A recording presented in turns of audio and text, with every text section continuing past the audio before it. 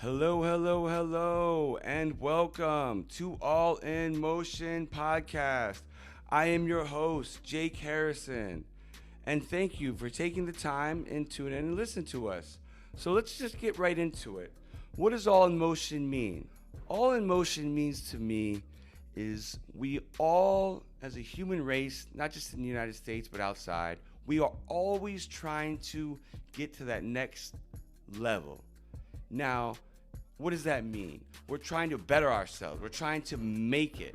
So we're going to cover a couple topics. 30-40% of our podcast is going to be focused on mental health within the military and the civilian sector. We're going to focus on short-term and long-term goals. We're going to look at, basically if you're trying to start a business, trying to start a garden, children, family. And then we're going to take the next 30 minutes at a high-level overview to take a look at my story and what I've been through. And so that is the first episode. And I feel it has been time to tell my story because I've spoken to so many people who have experienced some of the same successes and failures that I have, and mental health issues. I was born 1984, grew up in Williamsport, Pennsylvania. Moved out of downtown Williamsport when I was 4 years old with my mother and my sister. Father was not there because it was a mental health issue, right? So after, living there and that didn't work out, and unfortunately, he passed away. We moved out of Williamsport into the country outside, 10, 15 minutes outside, right? From there, I grew up, and I remember, meeting kids. I was 4 years old, right? So I met excuse my slang, my homie. My homie down the street, my childhood friend. We all had big wheels. And so the other neighbor, and I don't like to admit this, but I ran her off the road with my big wheel. And it was bad. Not bad that she got hurt, but I was a problem starter. I remember in my grade school, I was in elementary school, and I got sent to the principal's office. He looked at me and he said, Jacob, he pulled out this paddle. He said, keep it up. And I thought to myself, I said, if anyone is gonna, discipline me, it's gonna be my mother, because my mother already took care of that. I don't need someone else that I don't even know trying to discipline me. I was like, that's really weird. So, moving forward, I know I jumped back, but, moving forward though, after all that happened, I actually, after school and everything like that, had a bar mitzvah, moved forward, and went to high school. And I played soccer. I played, as they say, outside the States, football. I played for about 9 years, 9 years. And then from there, I started dealing with some people that were not, people that you want to associate with your children, right? So I started involving myself with people that were not doing the right thing. And those decisions led to me getting sent away to boarding school, right? So mother reached out to, and before I get into that, just really quickly, before I get into getting sent to boarding school and program, when I grew up, the disciplinary was either two choices when I got into trouble. It was either the paddle or it was the belt. So I just want to make that really clear, because today that, very rarely happens, or child services are called or something in that nature, okay? So going back to what I said about, being involved with bad people, after that, mother made a decision, like I said, about my aunt. She called my aunt. She found a boarding school in South Carolina. And then from there, I went to Carolina Springs Academy. And that's a program that at that time was associated with WASP, Worldwide Association of Specialty Programs. And from there, it was people came in my bedroom, two gentlemen named Mr. Billy and Mr. Sean. They came in there and they took me out of my bed, took my shoelaces out, put me on a plane, and they flew me to Atlanta. I landed in Atlanta, and from Atlanta, I was put in a truck. From that truck, I was driven to Carolina Springs Academy, and I got there, and I said, what's going on? And then one of the kids said, you're in a program. you're in boarding school. You're not going anywhere. And I broke down in tears. That was crazy for me. So my PTSD, what we'll get to here in a minute, doesn't stem necessarily from what I will be speaking about the military. It stemmed earlier on in life. Being able to understand what happened there in that program, and then all the seminars that we went through, was very, very deep. They really do their best to bring it out of you. Like, seriously, it was crazy. I remember this dude from Brooklyn, and he came through. His life in Brooklyn, most people in the world couldn't even understand. But for some reason, him and I got along very well. He did what he had to do. And I remember him going through, he was that seminar ahead of me. I was in Discovery, he was in Focus Seminar. I ran away from that program, actually. When I ran away, it was crazy. It was in the beginning, and, I actually, made a choice. I said, I'm gonna run. So I ran with some guys, we ran away, we laid down, and we waited. Ants were crawling all over my body, flies. State police were there with dogs. They couldn't find us, though. So we made it through, and I gave up because I didn't want to continue this. This is crazy. So I gave up, called my mom. It was crazy. They let me call my mom, but I called her and I talked to her. And you know what I said? I said, you know what? I'm just going to work the program. I'm going to work it. So I worked it. I worked seminars. I did them. I went to school, worked it out. And then I finally graduated at the Parent-Child Seminar 2 out in San Diego, California, and graduated. From there, I obviously came back home. Mother and I went to different groups that were associated with the program, family members, because they have outside groups after you graduate from this particular program. And we went, and it helped a little bit, but whatever.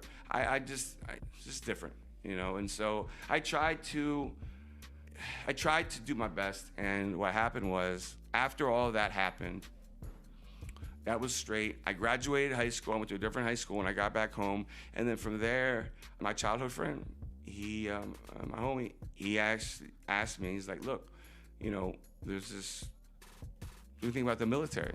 I said, I don't know. He said, well, what are you gonna do? I said, I don't know.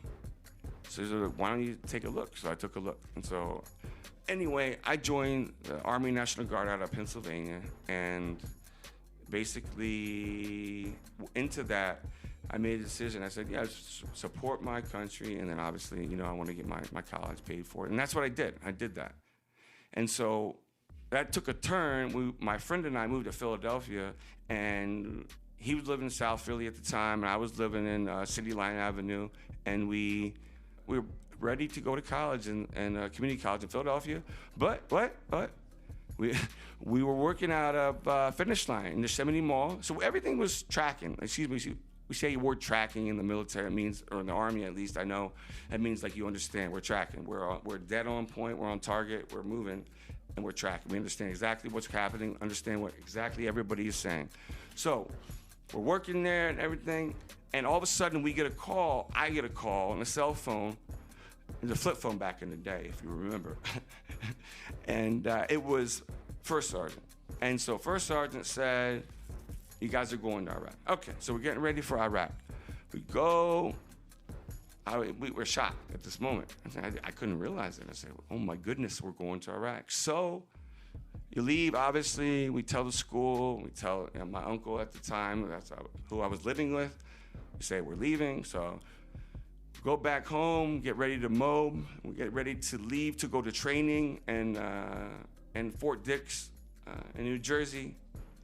And we trained. It was snowing. I remember I'm not going to get into it, but there was a lot of snow. And we deploy from the base at that time, the Air Force Base Air Force McGuire, and we fly out. So we fly out. Not to get into too much details, fly out to Iraq. We land there, bam, bam, bam, boom, climatize. Excuse me, I apologize. We landed Kuwait first because we have to climatize. So we landed in Kuwait, stayed there for about 3 weeks, climatized to the weather, and then from there, we deployed to Iraq. And so our main mission was to basically do convoy security, we weren't really necessarily in that particular mission, we weren't really necessarily watching or guarding someone. We were just basically doing present patrol, showing a sign of force, but nothing like to mistake anything. But from that, basically we got a call, and that changed immediately. They're saying we got a call from higher. We call it higher. I mean, like, obviously somewhat of a general. So we're going to Fallujah in 2004. This is about April, March time period. And so in Fallujah at that time, there was a lot of Al-Qaeda. And so we worked directly with the 1st Marine Division, which are Marines, and basically we stayed with them at Camp Fallujah, and every night the lights were out. So we did 12-hour rotations, 7 days a week. So when we were trying to sleep, they were firing, and the rounds would hit, like it's like a aluminum siding. So you hear the rounds smacking the building. And at this point, I really don't care, but I'm just trying to sleep. So like you sleep through that stuff. That's how that kind of works. And then, talking about the whole Middle East and Iraq and Afghanistan, or excuse me, not Afghanistan, but Kuwait and Iraq, you have the sandstorms, right? So imagine standing outside when all this is going on, and you have to have goggles on. I mean, you really do, because if you don't, well, you're not going to be able to see anything, and you're going to get hurt. Your sand is getting in your eyes. So anybody that served in the U.S. military in any type of forward operating base or any type of base that's a type of out in the middle of nowhere, especially in turbulent conditions, understands that when you get out there, it's fight or flight. That's basically what it is. And so after that mission, we moved to Baghdad. Fallujah was wild. It was really wild. After Fallujah, we moved to Baghdad. We did a security detail with special teams throughout the military to do a special mission. From there, I came back home, went to college for a few months. It didn't work out that well, so I decided that I wanted to go back to Iraq with my unit that was training at the time. I was in Iraq prior. So went down to Camp Shelby, Mississippi, trained up, and then redeployed back to Iraq. When I got over there, for some reason, I was a tank driver for a little bit because I wasn't with my unit. But knowing who I am, I'm like, no, I'm just not going down. So I decided, after going there, I finally found my unit, and that was cool. And so that all worked out. And so, we deployed. I was only there for 5 or 6 months, the second deployment. Came back home in June, I believe, June or July time period. This is 2005, so it's been a little bit of time. So I have to really, really think about it. So from there, I had some money, and I decided that I wanted to try to start a business. So I did start a business, and it was a seafood business.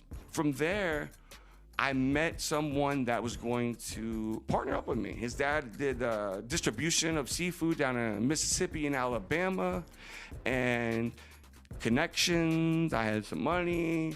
So I was like, yeah, I'm in, because I wanted to start my own thing and try it. And I said, I know about New Orleans. I never, I've been around there before, but I never, they're known for the Cajun, right? I mean, it's amazing, their cooking.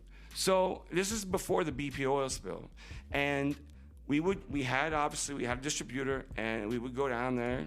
And before all this happened, we had a walk-in freezer with an ADT security system to monitor, obviously, to give us a call if the temperature dropped to a certain point, because that's our livelihood, right? I mean, if that seafood and fish goes bad, we're done. Like we're talking about 15, 20, 25,000 pounds of seafood and fish at one given time. It's not a lot to compare to a big distribution center, obviously, but we did it. We went down there. The thing that really hurt us, I believe, we had 2 trucks at one time, and we were running back and forth.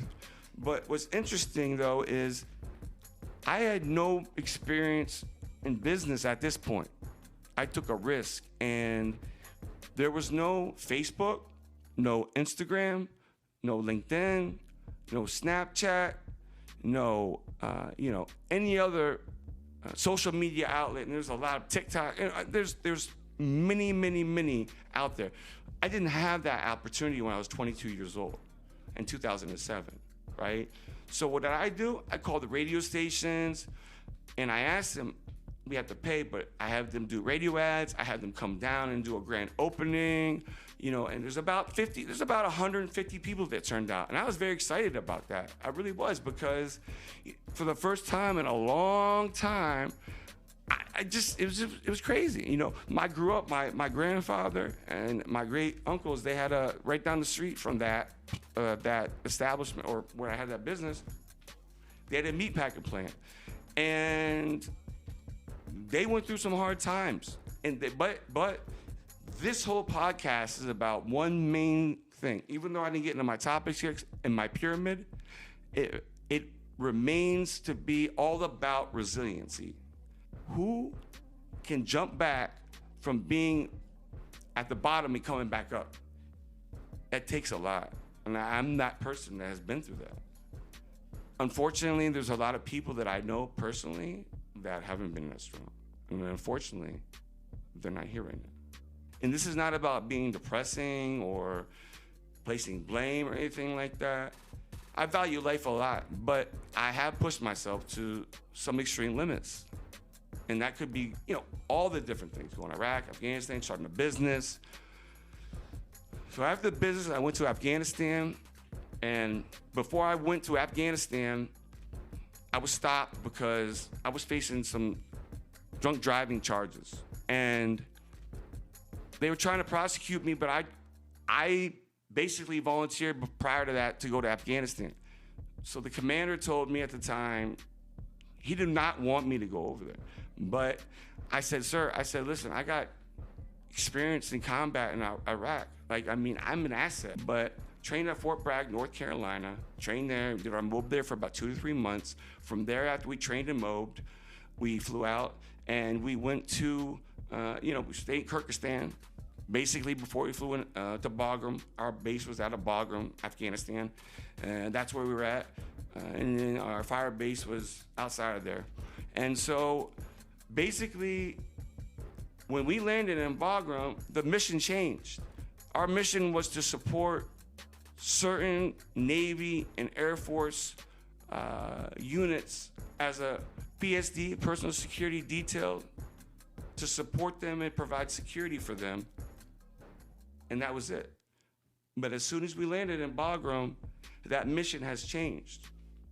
That mission has changed because a first sergeant from the 82nd Airborne Division out of Fort Bragg, North Carolina, came up and told that lieutenant colonel that, sir, I'm sorry to tell you this, these guys aren't going, they're not going to be your PSD detail anymore.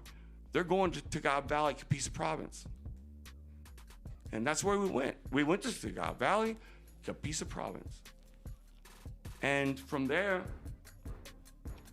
that's a whole nother topic and a whole nother podcast, because I have friends that I'm going to interview and people in the military that will talk about that.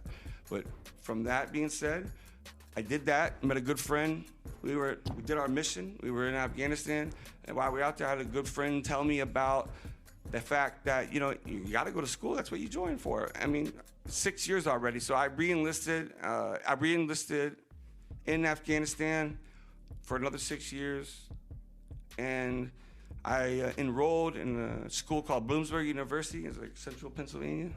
I enrolled there, went there, and basically did really well. Graduated. Loved it. It was better than any school I've been. I just think that my passion, because of overseas, I was like, you know what? When you're driven that hard, you're pushing yourself. I did want to support. I have all power for my country, but coming back, it was really interesting. I was like, I'm gonna knock this out. So I knocked it out. I got a Bachelor of Science, a Business Administration, a major in Marketing, and a minor in Management. And at that time, during that period, I met my good friend, introduced me to my best friend basically today. And it was all him and his wife. They always look out for me. They're always there, and they. At that time, he basically invited me to come down to Washington, D.C. my last year before graduating from my undergrad. So I went down there and graduated, we went down there and I met a friend, and it all worked out, and I came back home, and I graduated, and he called me and said, we have an opportunity if you want to come move down to DC. And it worked out, and from there I worked at different companies and different contracts. I finally bought my own place, and it was just a great experience. It really was. It was definitely a transition, but I met some very amazing people, and it's amazing.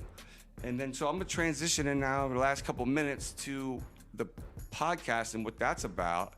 So basically, I created a pyramid, and it's about mainly three important things. So on the bottom, and this is what our podcast is about. At the bottom, you have trauma, PTSD. PTSD, post-traumatic stress disorder, has definitely been very, it came out in 1980. It basically, we had shell shock in Vietnam and World War II. So basically, it's kind of like the what they use now in the military. But PTSD doesn't just affect, military. It affects civilians as well. Trauma, post-traumatic stress disorder. Trauma happens usually to most people when they are very young, and they don't deal with it, and we move on. So I identified here my trauma happened when I was young, boarding school, my mother, things of that nature. So when I got in the military, I already had PTSD. I think it's important to understand that people don't want to, identify. That's fine, but it's really, really, really important, and you need to take a look at it. So the second level, we have growth, and the pyramid, I apologize, this is called the life pyramid. That's the name of the pyramid. So the second up from trauma is growth. Growth being working out, seeing a therapist, looking at the past, not as a negative, but looking at the past as a tool, right? The past is a tool. And a lot of people don't look at it like that because they always are on this thing like, the past is so negative and this and that. But if you look at it in the right context, it's a tool. Looking at it like, I learned from this. This happened to me, and I'll never do it again. That's basically it. And then from there, we have entrepreneurship. So you look at the steps, right? You have trauma, growth, entrepreneurship. Entrepreneurship is, bottom line, in my opinion, it's freedom. It's being able to step outside yourself and be someone different and take risk. That's entrepreneurship, freedom and risk. And that's basically the motto we're gonna follow on this podcast. And the people that come on it, some of them maybe not had, everyone's different. We have a very unique audience, very unique guests that are coming on. So I cannot wait to interview them, and it's gonna be very exciting. I'm really looking forward to it. So I'm just gonna recap a little bit before we close out here. So basically, we covered PTSD. We covered, looking at the podcast. We covered definitely my childhood growing up. Mental health, how serious it really is. I mean, mental health is very serious. And, both military and civilian, we need to take a deeper dive and look at it. And check me out. I'm definitely on both Instagram, Facebook, and hopefully soon we'll be starting a YouTube channel. But I really do appreciate your time.